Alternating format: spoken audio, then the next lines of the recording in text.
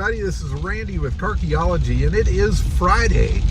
It is Bruce Meyers' 95th birthday today. And poetically, I am hauling back to the lab a genuine Meyers Manx dune buggy that a friend of mine turned me on to, and I just met up with somebody to pick up and bring it back to the lab. And like with everything I bring back to the lab, the goal is to analyze it, research it, figure out what it's all about, and then make it the best that it could possibly be. Research the history, the story behind it, where it's been, who's owned it, what's been going on with it, and then to bring that story out to light to the world. And I'm super excited about this one. It's a fairly special Manx. It's actually a Manx 2, which was produced in late 1970. So this is shortly before Bruce left the company and went on to do other things. It's kind of a crazy and sort of sad story at that time during the Manx history and Bruce's history, in that he was being ripped off boldly by everybody, everywhere, and he struggled like crazy to compete. And the Manx 2 was his attempt at a lower price Manx that could compete with a lot of the knockoffs that were out there. But he's Bruce, and he's awesome, and he can't make a cheaper product. So I think really the Manx 2 is as good as the Manx 1 is, especially the early models, but he just sold it for less. In any case, he called it quits towards the end of, or right at the beginning of 1971, I believe, March, I think, and went on to do other stuff. Now, the Manx 2 was produced until the closure of the company shortly after his leaving, but after he left, things changed. So the fiberglass got a little bit thinner. There were some changes to the design of it.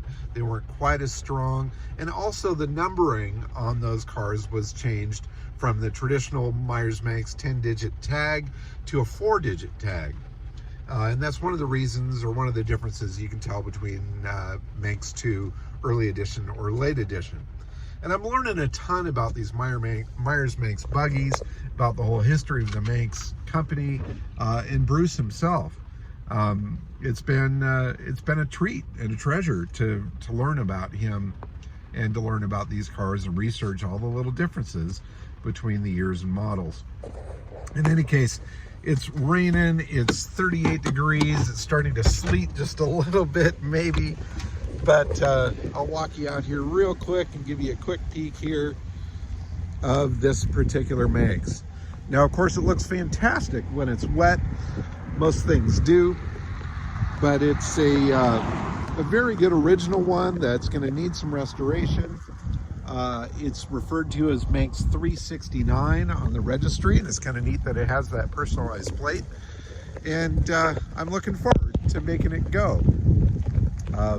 But it's freaking cold out right now, and it's raining, and I want to get back to the lab. So let's go.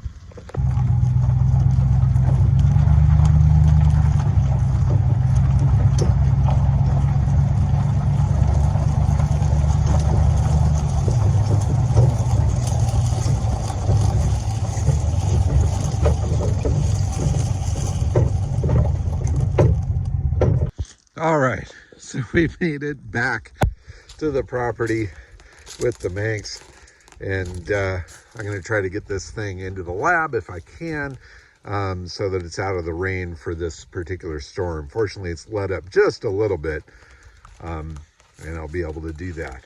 But wanted to do a quick little walk around of it while it's sitting out here in the daylight. What's fun is I'm seeing some original stuff, like it does have the original Dietz 820 made in New York headlight buckets, which is really cool. It looks like somebody put a later model turn signal on here. I may backdate that to something earlier, being as this is something that was built in 1970. That would be a little too new for that. It does also have the original Meyers Manx little darn it, my brain is not working, but the little shields right here. And if you look super close, I don't know if you can see it on this one, maybe it's on the other. Here it is. There's that original Manx logo on that, if you can check that out. And so that's a really neat find to see that. There is a little damage on the body here and there. It obviously had side curtains on it at one point. It's got this little rear tonneau cover, which is actually kind of cool as far as a period thing. I may clean that up, see how well it looks and how well it works with the overall look, if I want to keep it kind of a survivor.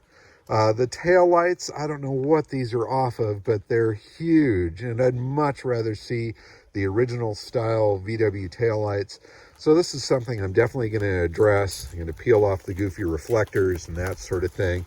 And I'm probably going to remove this rear cage as well, because that's not really period correct, even though it's a pretty awesome cage to have on the back of it.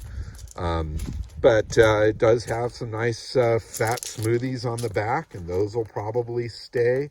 I might go with a slightly wider smoothie on the front here. Might be interesting to play around with different mirrors. It looks like it had something there.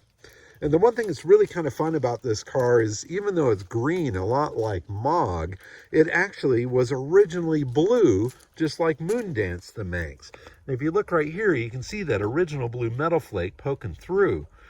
So might it be possible to chip that away and get back to that original metal flake? I don't know. Might be worth a shot. It's definitely got some things to do on the interior to make it more period correct and cool. The dash has been cut up a bit, quite horribly. Speaker holes and things there.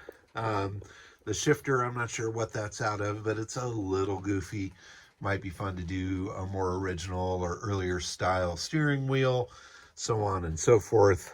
And I also realized that this roll bar is not an original Manx roll bar. If you look from a distance here, it stands up fairly vertical, and the original Manx one leaned back against this corner here and actually attached on the bottom down here to the shock mount through a bracket that went through the body. And so I might try to find an original Manx roll bar for it, find some better seats for it perhaps. I don't know. It'll be a work in progress, but I'm really excited to have it here at the lab. It's definitely a real car. It's got the tags in place underneath the tonneau in the back. I've got the original paperwork and stuff on it. I've got the certificate from the Manx registry, and that's it's number 369 on the registry. It's got that personalized plate on it. It says Manx 369, which is really totally awesome. And it's going to be a great project. It's going to take a lot of work to turn this one into a show quality car, but it might be fun to do what I can with it in original state, just find some of the original parts for it, polish it up, explore and exploit its history just the way it is. You know, I kind of love the patina of that piece. The patina of the body is actually pretty nice. If I do a little blending in the back here, do original taillights and some of those details, it might be a pretty cool piece just as it is. But many choices to make, and it's probably not going to be a real quick project, but it was one well worth grabbing and storing in the archives for a project down the line. And it's got the sticker, Meyers Manx. They've even got the plastic badge that goes over the top of that. Anyway, totally rad, totally excited to have it here. And especially on Bruce's birthday.